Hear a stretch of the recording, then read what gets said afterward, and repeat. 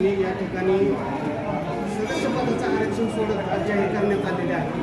या ठिकाणी यवत ग्रामपंचायतीचे सदस्य संख्या 17 आणि या 17पैकी सरपंच पदाचं आरक्षण अगोदरच जाहीर झालेलं आहे।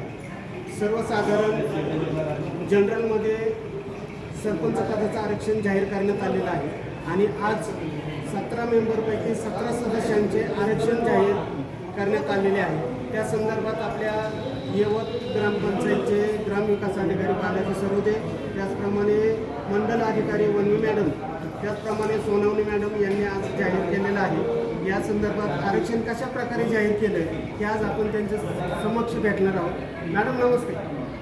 आज आपण ग्रामपंचायत यवत या ठिकाणी सदस्यपदाचं आरक्षण जाहीर केलेलं आहे, त्या संदर्भात काय सांगाल जरा?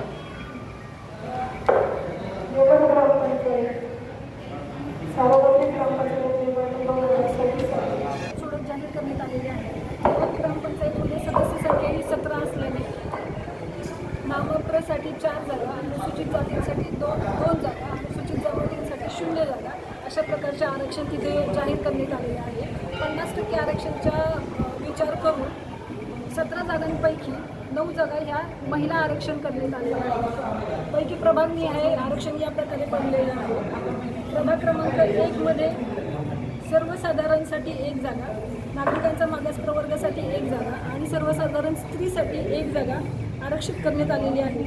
त्याचप्रमाणे प्रभाग क्रमांक 2 मध्ये सर्वसाधारणसाठी 2 जागा व सर्वसाधारण स्त्रीसाठी 1 जागा आरक्षित करण्यात आलेली आहे। प्रभाग क्रमांक 3 मध्ये सर्वसाधारण प्रवर्गासाठी 1 जागा, अनुसूचित जाती स्त्रीसाठी 1 जागा व सर्वसाधारण स्त्रीसाठी 1 जागा आरक्षित करण्यात आलेली आहे।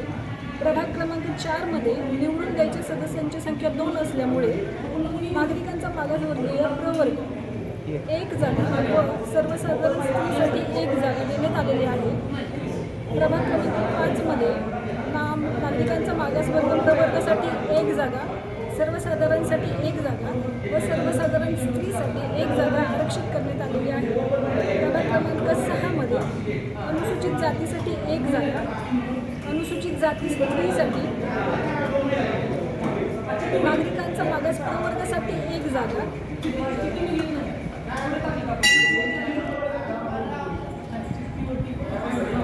पदांचं आरक्षण निश्चित करण्यात आलेले आहे। अशा प्रकारे आज ग्रामपंचायत यवतसाठी सार्वत्रिक निवडणुका 2026 ग्रामपंचायतीसाठी आरक्षण निश्चित करण्याची कार्यवाही पूर्ण करण्यात आलेली आहे। यापूर्वी ज्यावेळेस निवडणुका झालेल्या आहेत तर वार्डनिहाय 2 किंवा 3 सदस्यांची रचना होत होती। 4 नंबरमध्ये गेल्या वेळेस 3 सदस्य होते, यावेळेस 2 आहेत। नेमकं याचं कारण काय? चक्रानुक्रमाने वॉर्ड रचना फिरत असले कारणाने यावेळेस वॉर्ड रचना 3, 3, 3, 2, 3, 3 या प्रकारे निश्चित करण्यात आली होती। ती माननीय जिल्हाधिकाऱ्यांच्या सहीने ती प्रभाग रचना मंजूर करण्यात आलेली आहे। त्यानुसार आजचे आरक्षण निश्चित करण्यात आले।